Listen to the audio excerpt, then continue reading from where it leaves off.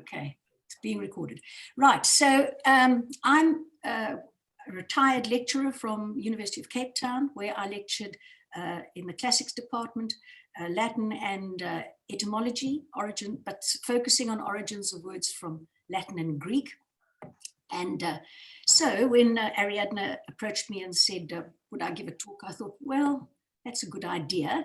We are in the midst of a pandemic, and we have been flooded with words from all to do with health and medicine.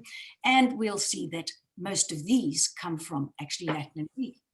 English itself is an amazing, amazing lexical resource, because it didn't originate as one language.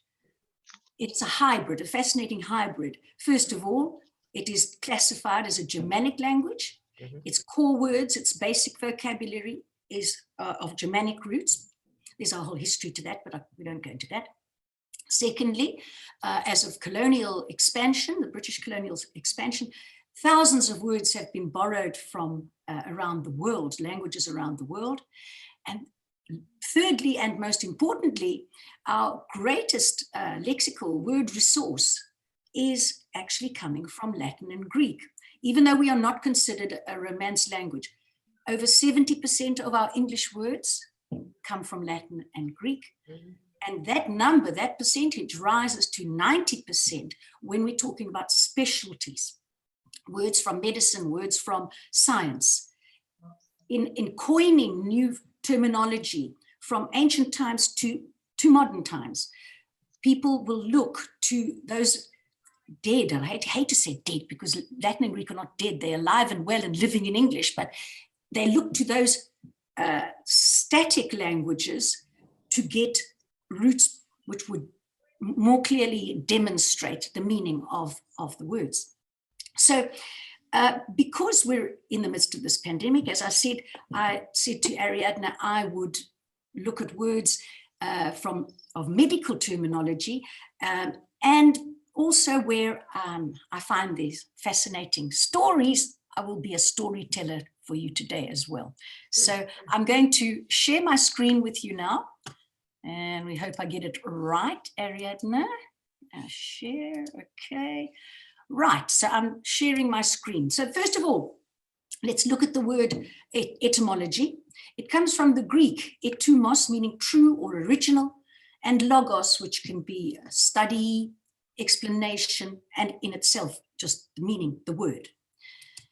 The definition would be etymology is the account of the origins and development of the meaning of a word.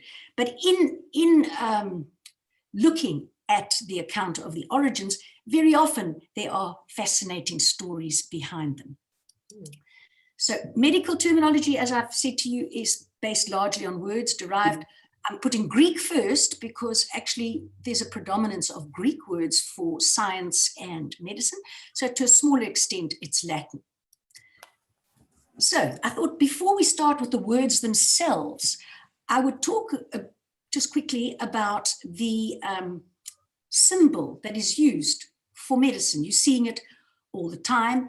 Hospitals have this, it's called the rod of Asclepius. They have the rod with a snake wound around that rod. We have medical alert bracelets. You have medical centers. You have pharmacists also using this rod of Asclepius, but I'll talk a little bit more about that in a moment. The World Health Organization, so much in our face, isn't it? I mean, World Health Organization, very important. They also use the rod of Asclepius. So I'll tell you briefly the story as to why a snake is there. I mean, most of us would think a snake is very scary, you know? Wow, what has that got to do with healing? But story goes back to ancient times with the god of medicine, Apollo. He had a son with a mortal woman. Oh, you know, he had an affair, as it were. And he had this son, Asclepius, who was, of course, now half mortal, half god. So he lived on Earth. And Daddy, being a very proud dad, he made sure that his son was taught medicine that he could help the mortals on earth. So he became world-renowned, the known world at that time, for, you go to Asclepius, he is the healer. And one day at the temple that he used to do his, like a hospital, he was there, and the king of Crete came with carrying his young son and said, please, Asclepius, help me, my son is dying, help me. And he put the son down on the ground for Asclepius, and Asclepius started to examine him, and oh dear, the son had died. Now Asclepius was thinking, how do I tell the king this now? And at that moment, a snake came up to Asclepius, who always had a walking stick, the rod, okay, or the staff, and it came and started to wind itself around his staff. Well, Asclepius did what I think most people would do, got a big fright, and he threw that off and he hit it and he killed that snake. 2 minutes later, another snake slithered up with a leaf in its mouth, in its jaw, and it laid that leaf on the head of the snake that was dead, and the snake came to life. It then whirled itself, twined itself around the rod, and from that moment on, the snake became sacred to Asclepius as a symbol of rebirth, because he then took that leaf and he used that and he brought the little boy back to life. So, you know, that's story. Yeah, that's the story. So that's your first story. And now we know why we should always be very positive when we see snakes, because another reason that they are considered a symbol of healing is because they have the ability to shed their skin, and it's a symbol of rebirth. But then we look here, and somebody was telling me that I know Heather is into pharmaceuticals. You work for Johnson & Johnson, but somebody else was a pharmacist. But I just wanted to put this to you. Some of you may have seen this staff with 2 snakes twined around it, right? Mm-hmm. That is actually the Caduceus, or the staff, the rod of Hermes, who was the god, the messenger god, as well as the god of commerce and trade. So he always used this, and I'm not going to go into the story of the why because it's not medically related. He had 2 snakes. And so the pharmaceutical industry would use originally this with 2 snakes because they were trading. And this would also be used in commerce. So some of you may have seen this symbol used in commerce, but it has become conflated now. And many medical places use either one, and some of them use both. I mean, maybe it's saying, well, if one was good, 2 must be better. I don't know, but it's technically, it should just be, for pharmaceutical would be 2. Another reason for that is that the Latin name for Hermes was Mercury. And Mercury was used by the alchemists in ancient times in their mixing of medicines. So that's why that also became associated there. All right, so now we will get onto the origin of actual words. Let's look at, first of all, COVID-19. Well, we are seeing this everywhere. We know what it is, but I don't know if you do know that it is an acronym that is a shortened version coming from coronavirus disease. Yeah. There's your COVID. 2019, this variant was given this date. That is when the World Health Organization identified this variant. Now, please note, coronaviruses have been around for a very, very long time. 1965, the first human coronavirus was discovered. So this is not a new thing, but it's a new variant. And we are scared now of all these variants because this has been a tremendously devastating one to us. So it was identified in 2019, December 2019, but it was declared a pandemic by the World Health Organization in March 2020. Rather than being an epidemic. We're going to look at the difference between pandemic and epidemic, and we'll thank Greek for that because it'll make it quite clear to us what it means. The reason it was called coronavirus is because of the shape of the virus. Corona in Latin is a crown. Virus in Latin is poison. So there you've got your, they look so innocuous, but of course we know they're not innocuous at all. Look at them, oh, pretty things, but good, yeah. Now, of course, we've got concerns about variants. Now, the World Health Organization has distinguished variants of concern, variants of interest. And what is here interesting for us is that, again, the scientists and epidemiologists have decided to, rather than name the variants according to the country from which they originated, for fear of stigmatizing the country, because I think Donald Trump did his thing when he kept calling it the Chinese vaccine, Chinese virus.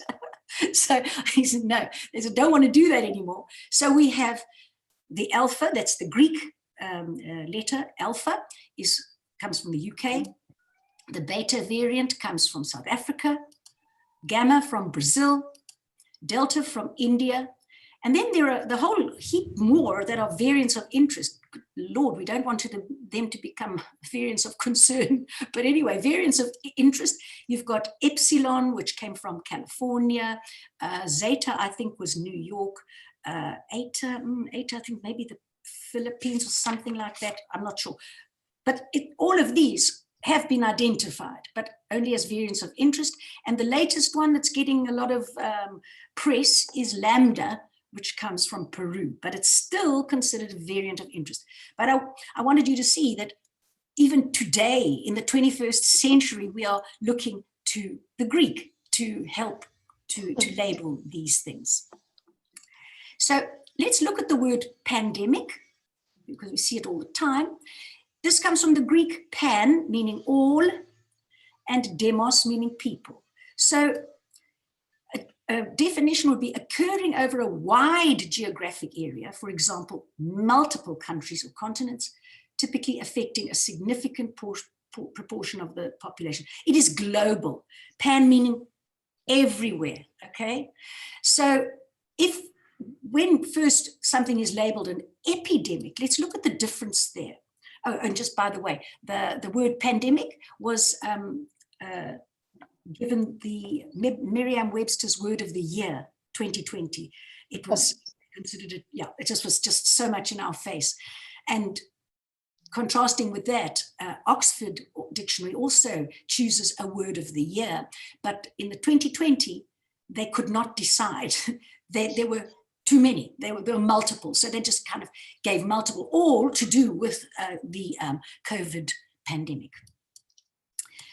So epidemic, let's look at the words here. It comes from the Greek epi, which is upon or on, as opposed to your pan, which is all or everywhere, and also the demos.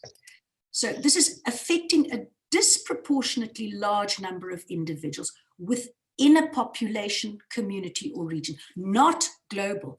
But by March 2020, we could see that actually COVID-19 had marched over continents, countries, and was now had to be declared a pandemic. So related to that, of course, this put us all in a flat spin, didn't it? And we're still panicking about this, the impact of COVID-19 upon us around the world. So we get the word panic. I love this, this word because, yes, it does come from pan, meaning all or everywhere, but it comes linked to the myth that Pan was the Greek god of the mountainside, pastures of sheep and goats. So, you know, he had to live on earth because that was his portfolio, right? But he was a pretty ugly looking guy. He had horns, he had goats' claws on the one hand, he had goats' legs, very scary looking fella, but he's quite amenable. However, he loved his afternoon sleep and would become very, very irritable if he was woken up. So for any poor, unsuspecting traveler going through his patch of mountainside where he happened to be having his nap and they woke him up, he would stand up and he would shout, and he looked so terrifying, the people would panic. Hence, this is the origin of our word panic. So with the panic that we have, epidemiologists, scientists, governments got together, or sort of in their own places, but had to think, how do we contain this terrible pandemic? How do we do it? And there were three things, really: quarantine, isolation, and vaccine. All right, so let's look at those separately and look at the origins of those words, because that'll help you to understand really the difference between a quarantine and isolation. They're not the same thing. So let's look first at quarantine. Quarantine comes originally from Latin, quadraginta, meaning 40, through Italian, quarantena, meaning 40 days. Now, what on earth has 40 days got to do with this now? Well, it goes back historically that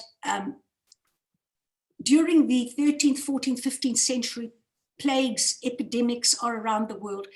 And Italy, to start with, Venice in particular, was very concerned that ships coming into their harbor, that their sailors might have been infected with a communicable disease, okay?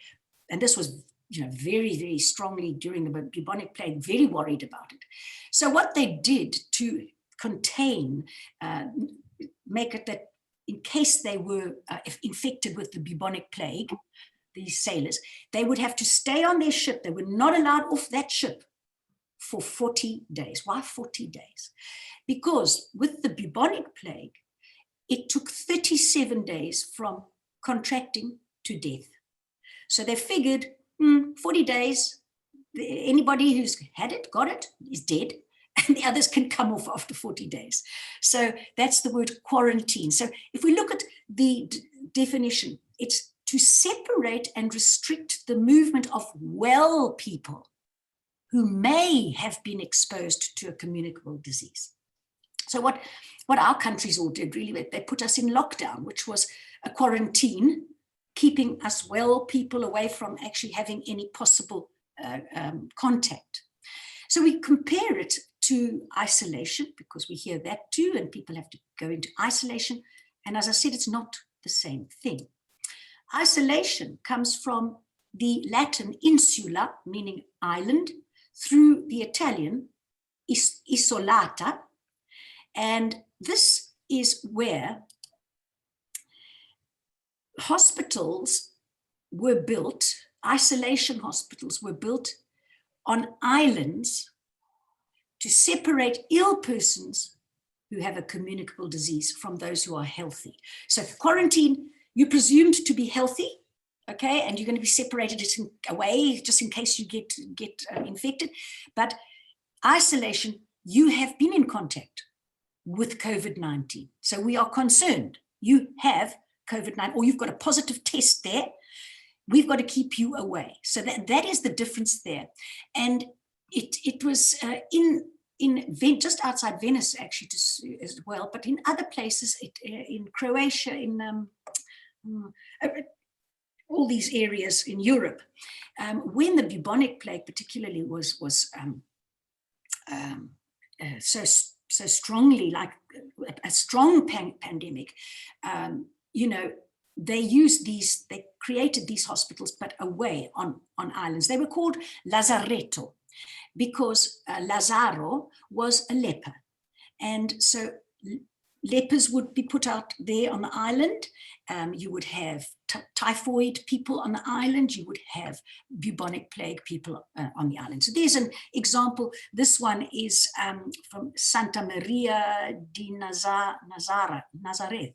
Santa Maria di Nazareth, yes. So this was located here near Venice. Okay, so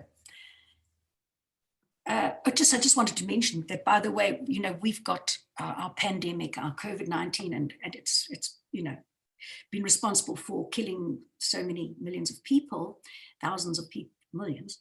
And just to put it in context, with the bubonic plague in Europe, 1353 to to 60, somewhere around there.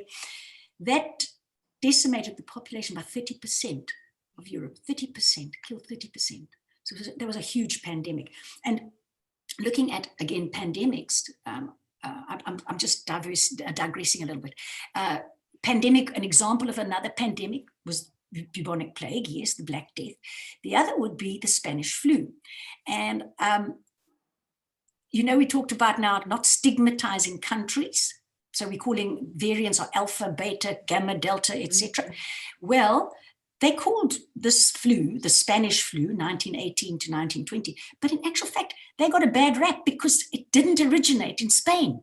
No. But it was the time of the World War I. And the origin, they're thinking of this, they're not sure where exactly, but came from the trenches, the warfare, where you had countries like Germany and Holland, and Spain was neutral. So the countries that were involved in the war didn't want to add more deaths and say, well, now we've got a problem. We also got a pandemic here. So they didn't want to mention it. So they kept it out of their papers. It was very, very evident there. But Spain, being neutral, reported on this Spanish flu. Shame. Because also King Alfonso of Spain also got this Spanish flu. So they thought they've got to keep people in the know about this.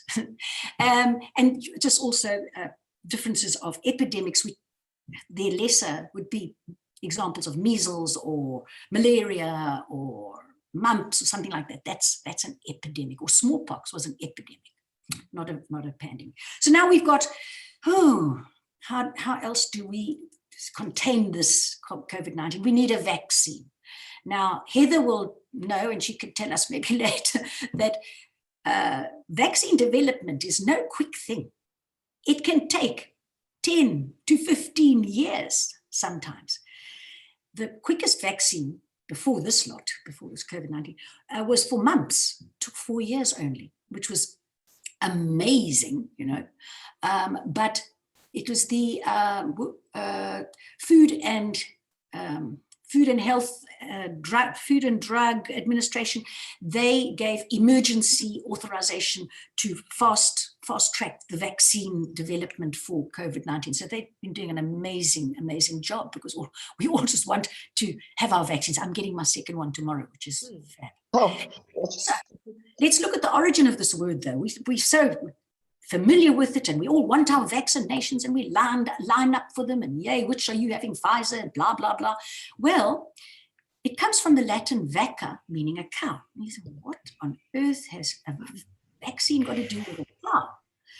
Well, back in 1896, we have smallpox outbreak again in England, and it is, you know, killing off. It's a very serious disease, killing off a lot of people.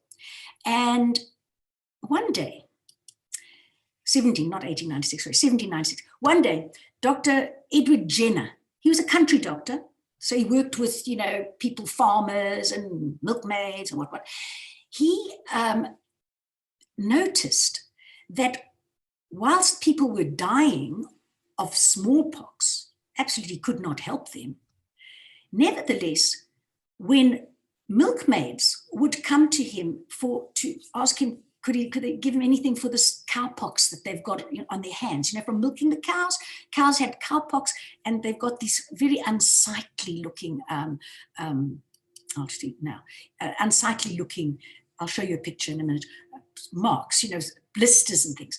So he suddenly thought, well, how come they get this cowpox, and I noticed none of them come to me for smallpox, and none of them have died.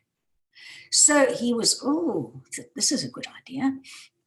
He extracted the pus from the cowpox of one of the milkmaids, and he injected it into the arm, of a little 8-year-old boy who was the son of his gardener. Well, I think that gardener was obviously liked his boss a lot to allow his son to be a guinea pig like that. Anyway, he tested this on this little boy to see if it would provide him with immunity. And after a week or so, he exposed him to smallpox, and the little boy didn't get it.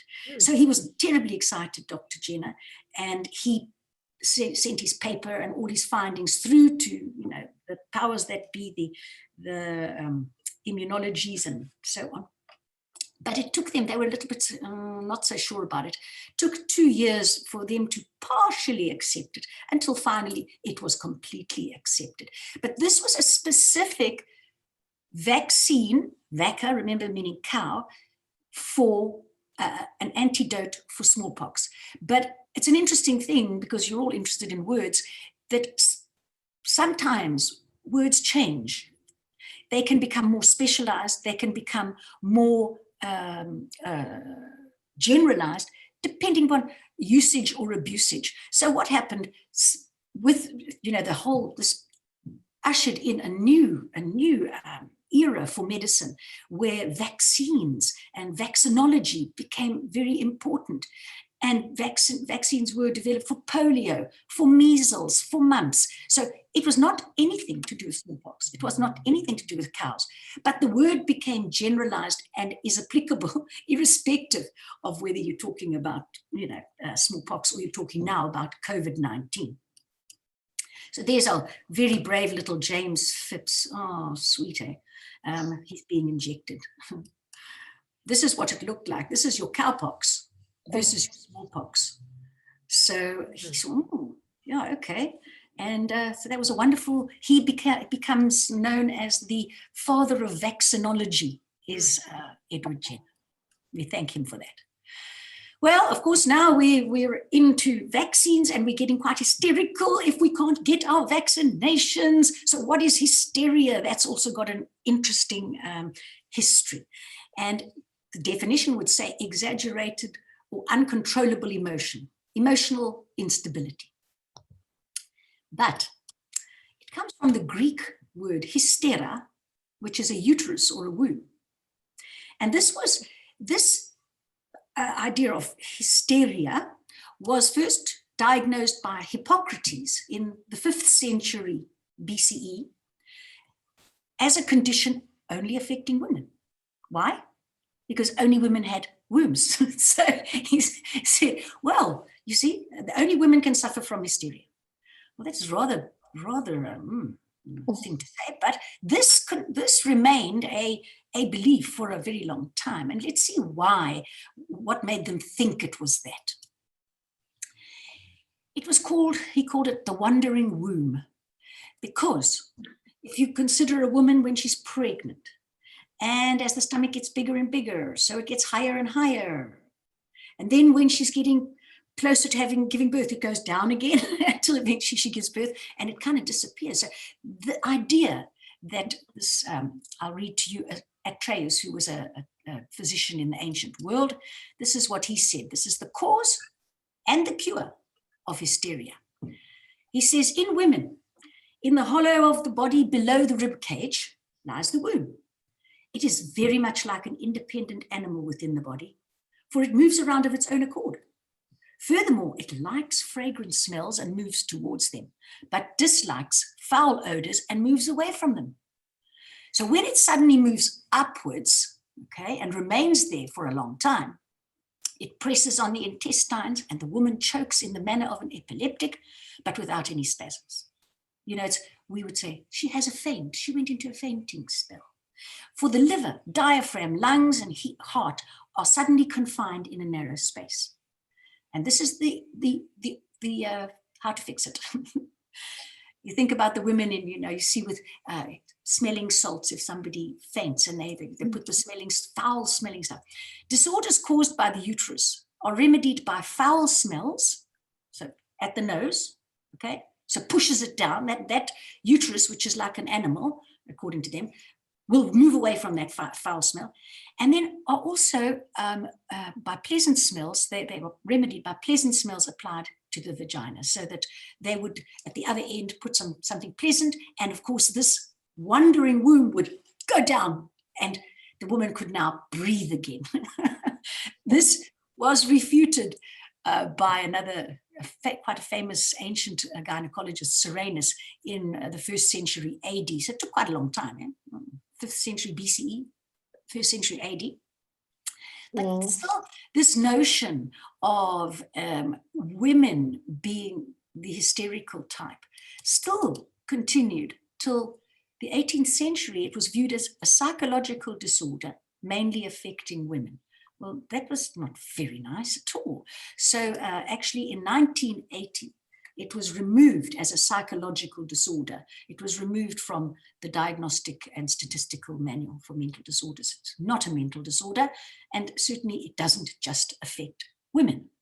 So there you go. So that's our origin of hysteria.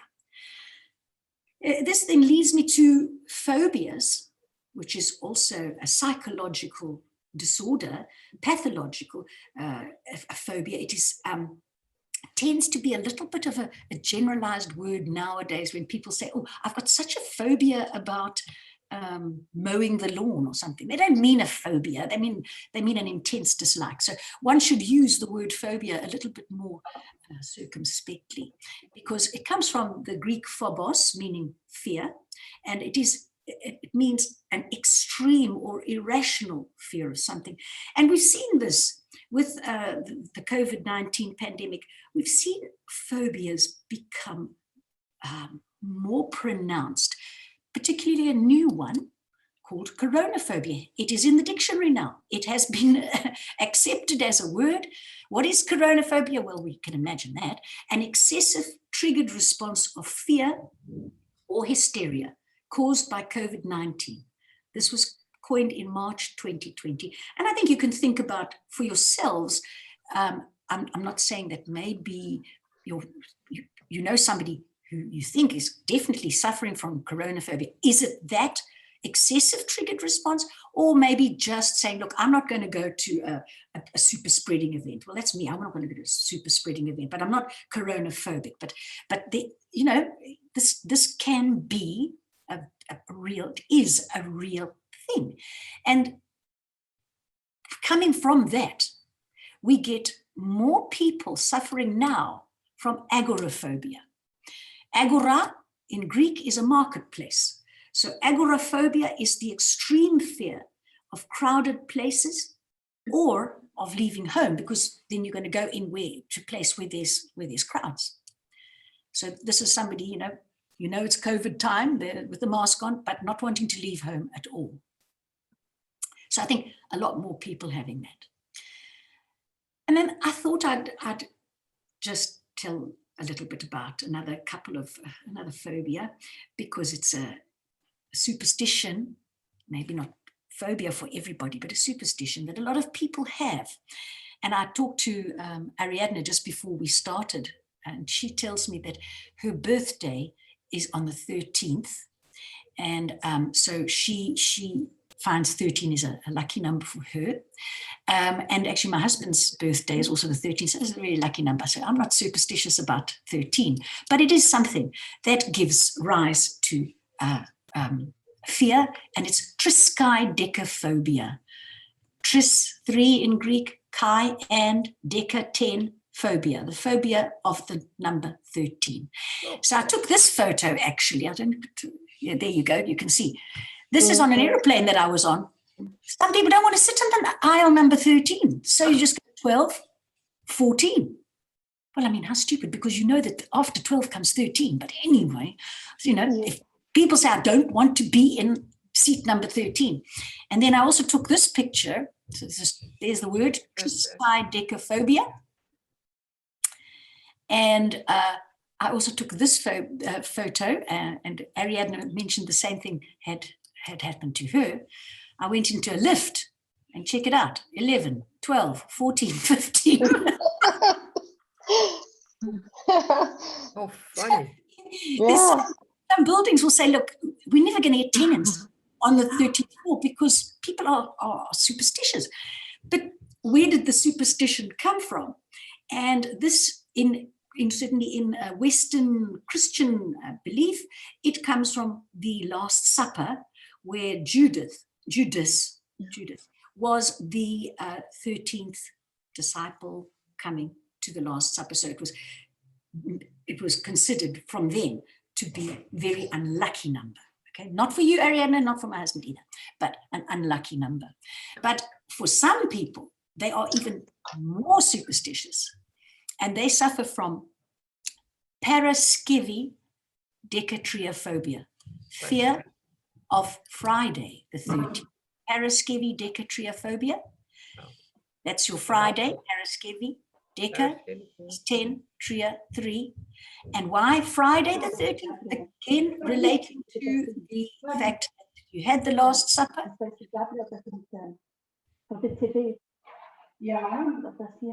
Okay. Isabella's having a little natter there. So you had the Last Supper, and on Friday Jesus was crucified. So Friday the 13th, some people will not go out, will not go to work on a Friday the 13th. Do you know any people who are very superstitious of Friday the 13th particularly?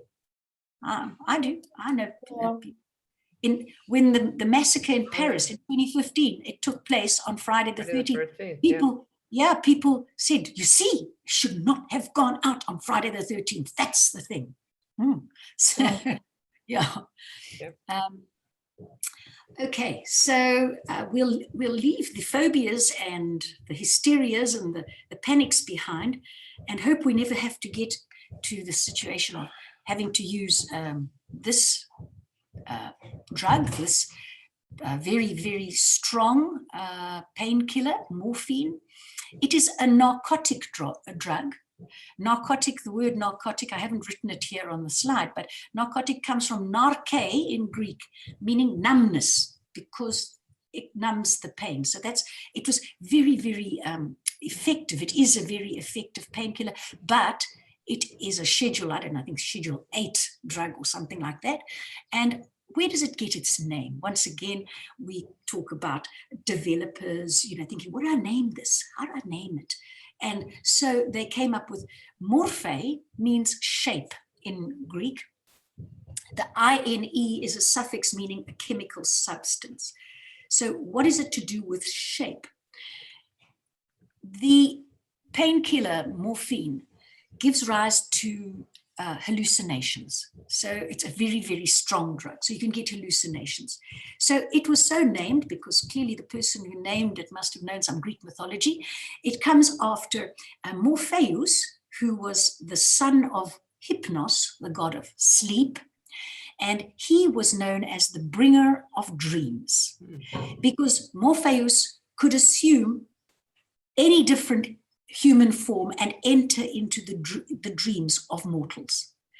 And the story goes, the particular story is when husband and wife, Alcyone and Coccyx, their names were, madly in love with each other and so on.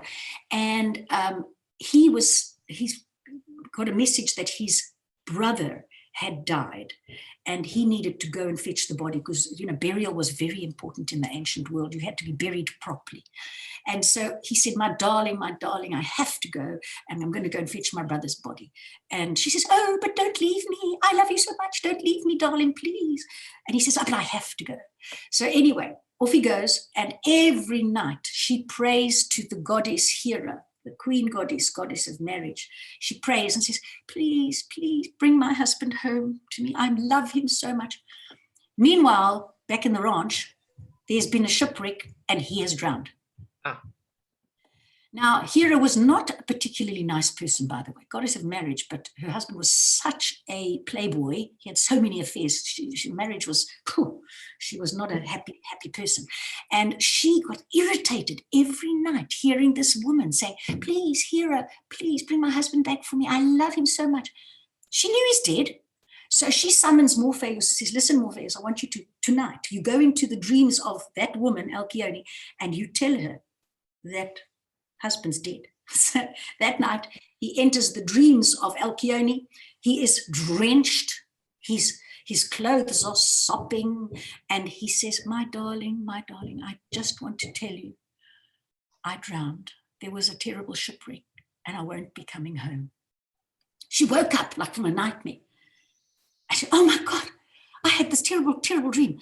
And she rushes to the shore and there we have bobbing on the sea. Well, he had a long way to bob, but he did. He bobbed on the sea, the dead body of her husband. She promptly then jumps into the sea and commits suicide. It's a very sad, tragic story. But the fact is, it's he's the bringer of dreams. And when you have one of those dreams, you know, the one that's, you feel it's so real. It was such a real dream. You know, sometimes you can shake with panic in your dream. You wake up sweating. Oh my God, I was so scared from that. That's because he is such a good person getting into the dream. It's so real. Morpheus was visiting you. If you have a dream like that, he was visiting you. Anyway, morphine itself was developed mid-1800s. And it was given obviously to ill patients, but it exploded onto the scene, particularly in the American Civil War, 1861 to 1865, because they gave morphine to the injured soldiers, you know, painkillers to help them, you know. And that was all very well. It helped them, you know, for a while. There's old Morpheus with Alcyone entering her dreams.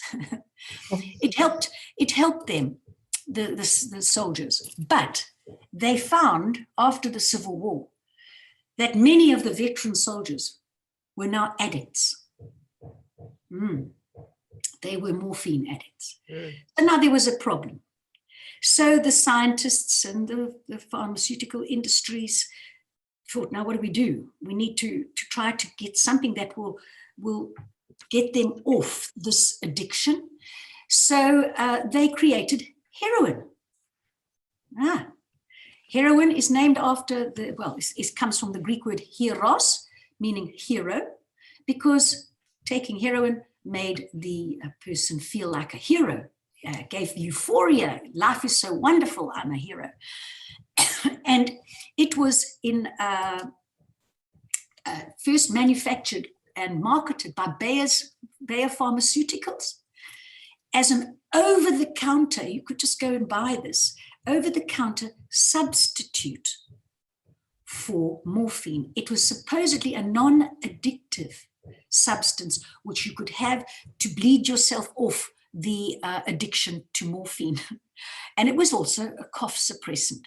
So it was very, just, you know, given, there's a picture, it's advert, alongside aspirin. Aspirin, but you can also get heroin at the same pharmacy. Yeah, come and get that. But it was really, they realized there was a problem.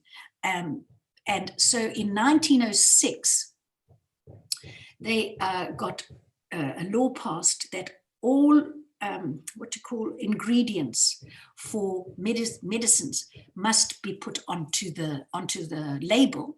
So you could see, they would be, maybe it was like cigarettes are today, you know, they said, you know, warning, this is bad for your health and all that stuff, you know, causes cancer, possibly that, but they had to give warning.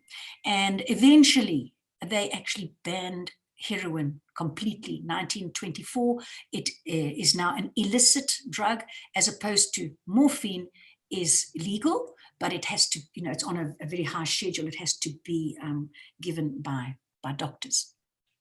So there's our little bit of interest about that. And also heroin, by the way, is a narcotic. It's narke, meaning numbness. So it gives a sense of numbness. You just don't feel anything, you just feel great. So if, sadly, you would suffer, people suffering from cancer, if it is terminal, they often are given morphine. And the origin of that word, cancer, there's a cancer cell, if you look at that, it's quite clever.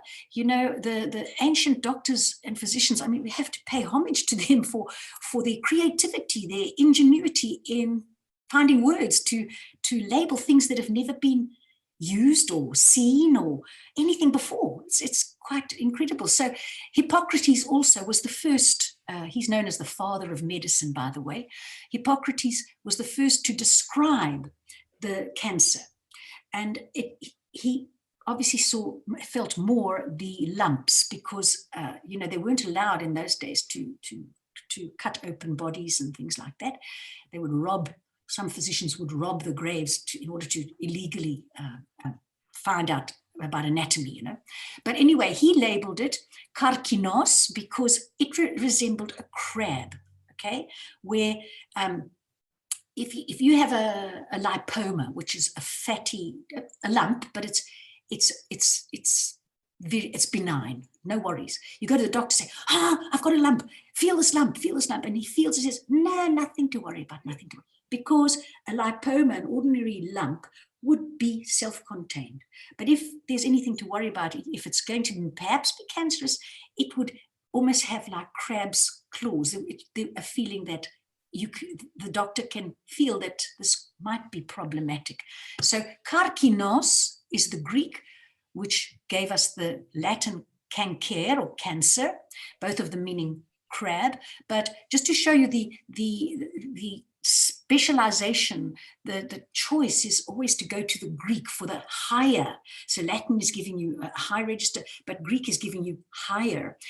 You would say this is carcinogenic, coming from karkinos, carcinogenic. This Greek kappa here, the K, when it's brought into Latin, they changed it to a C, and English keeps the C. So you'd spell carcinogenic with a C there and a C there.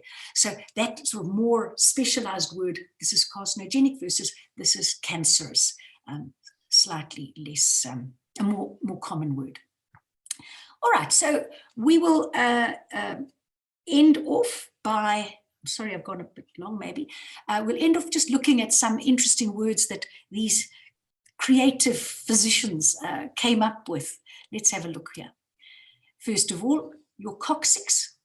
Now, definitely has to be Greek to be spelled like that, okay? The Greek alphabet is different, and if this would have been an upsilon, a U, but so we know it's Greek. But this comes from a doctor, Vesalius, in, I think it was the 16th century, was operating on somebody's back, spinal cord thing, and he was looking at this, and he said, good Lord, look, I wonder what that is. It looks just like a cuckoo's beak. So let's call it that, coccyx. They call it a cuckoo's beak. Then we look at, oh, hello, Mr. Handsome. So, a mus in Latin is a mouse, and a musculus is a little mouse. It's diminutive. So a muscle, instead of saying, this is a set of fibrous tendons that this and that, you can't think to give a whole long thing like that. So I said, we'll call it a muscle because it looks like lots of little mice running around inside you. Those are your muscles. Yeah. Your fingers, the lumbricales, they're called lumbricales, the bones in there, and with the tendons around them, those are earthworms. So you're there in the ancient world thinking, what am I going to name this? What should I call it? God, it looks just like earthworms to me, so that's what we'll call it. And so it sticks. Your kneecap is called a patella, which is a little dish, because it looks like an upside down little dish there. So that's a Latin little dish. And then your pupil in your eye comes from pupilla, which is a little doll. Pupilla, because if you look into somebody's pupil, you see yourself reflected. Small. So it's a little doll. The sclera is just hard exterior there. But iris, there you go, is talking about the goddess of the rainbow. Her name was Iris. So your iris has got lots of different colors around it. So they named it Iris. In your leg, you have your tibia there, which is this straight thing, which was a flute. And then the fibula looked like a safety pin when you put those two together. So they called it the tibia and the fibula. Maybe today's doctors, they don't have to learn Latin and Greek. They think, oh, geez, why didn't you just call it the safety pin and the flute? But, now I've got to learn these fancy terminologies, but still. And lastly, because you've been hearing me and listening to me for so long, very complex is the ear. When you've got here you have malleus is a hammer, right? Then you've got your tympanic membrane, that tympanum is a drum. So there's the hammer bashes onto the drum. This, which looks like a snail, is the cochlea. A snail was cochlea. So that's part of your ear. Yeah, that's really about it. Okay, so now